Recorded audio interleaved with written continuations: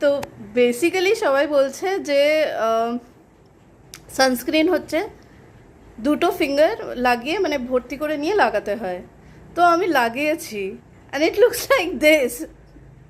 How am I gonna blend this? So let's see if I can blend it. Oh my god, why? Oh no, no, no, no, no, no, no.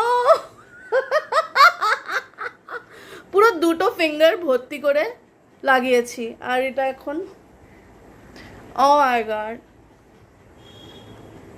এইভাবে বেরোবো? ও no, blend হচ্ছে না guys, না হচ্ছে না।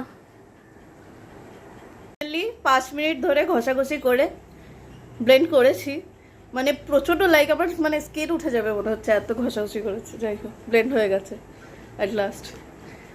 By.